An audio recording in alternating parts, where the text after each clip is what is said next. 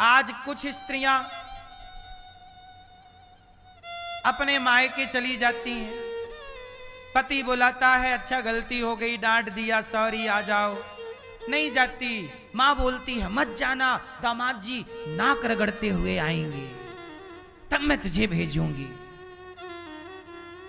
तो मुझे आप बताओ कि आप अपने पति का अपने पिता के घर में अपमान करा के कौन सा तुम्हें सम्मान मिलेगा, कौन सा राज्य शासन मिलेगा, तुम कौन सा मेडल जीतोगी?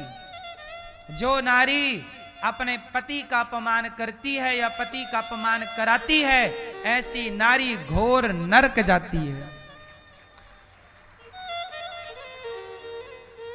जो पुरुष अपनी नारी का अपमान करता या कराता है, कुछ पुरुष होते हैं जो अपनी पत्नी का अपमान कराते रहते हैं, वह पुरुष भी नरक जाता है।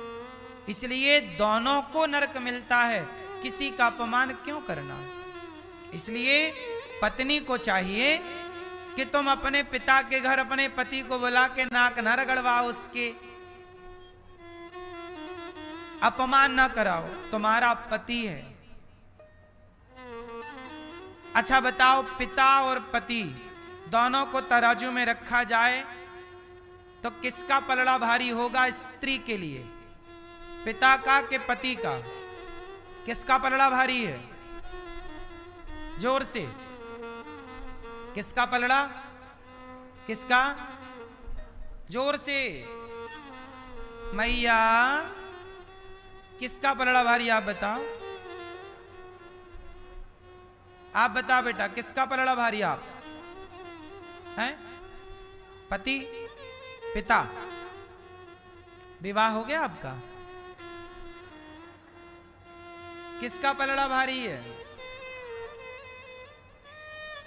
विवाह के बाद आपके पिता का आप पर अधिकार नहीं होता धर्म की दृष्टि से, क्योंकि आपके पिता आपका कन्या दान कर देते हैं, इसलिए आपके पति का अधिकार है।